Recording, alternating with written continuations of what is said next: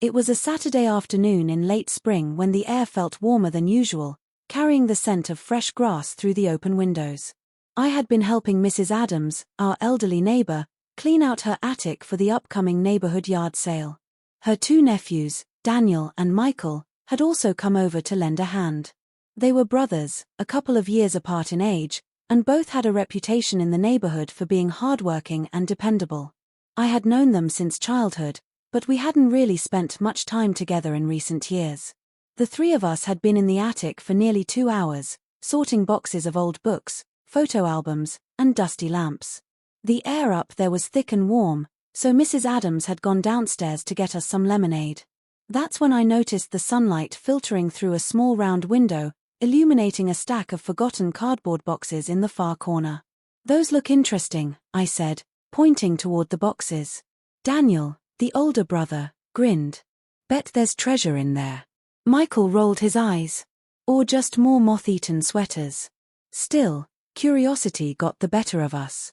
We made our way across the creaky wooden floor, moving cautiously so as not to trip over scattered trinkets. Daniel tugged at the top box and nearly sneezed from the cloud of dust that burst out. Inside were stacks of old comic books, some dating back decades. The colors had faded slightly, but the covers were still vibrant enough to draw our attention. "Whoa," Michael said, flipping through one carefully. "These could be worth something." We sat cross-legged on the floor, the three of us poring over the comics like archaeologists uncovering an ancient relic.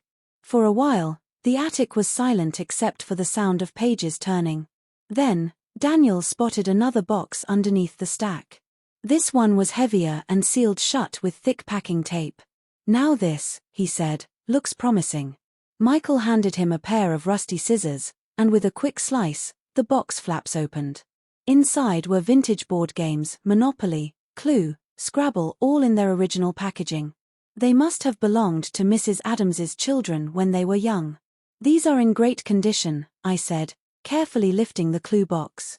"We should definitely bring them downstairs." But then Michael spotted something else, a small, wooden chest tucked beneath the games. It was no bigger than a showbox and had an old-fashioned latch. We exchanged glances.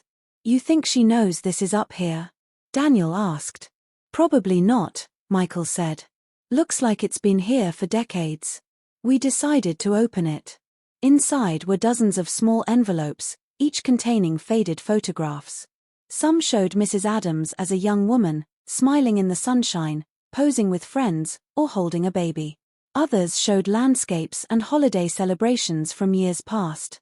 As we went through the photos, a sudden gust of wind rattled the attic window. Daniel stood to close it, but before he could, we heard the sound of footsteps downstairs. We called out, but there was no reply. "She must have stepped out for a moment," I said, though a part of me wondered if someone else had come in. Daniel closed the window, and the three of us carried the boxes and chest downstairs. The living room was empty, and a faint breeze drifted through the open back door. Outside, we saw Mrs. Adams talking to another neighbor, completely unaware of our little discovery.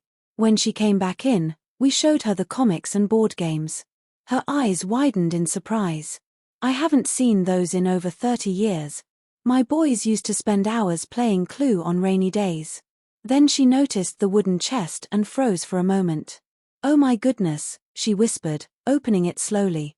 She pulled out a single photo of her late husband, smiling in front of their first home. Her hands trembled slightly. "These are my most precious memories," she said. "I thought I'd lost them when we moved decades ago." The room went quiet as she told us stories about each picture, the vacations, the birthdays, the small but meaningful moments. We listened, captivated by the way her voice softened with nostalgia. Daniel and Michael, usually so talkative, stayed silent, as if they too understood the weight of what we had found.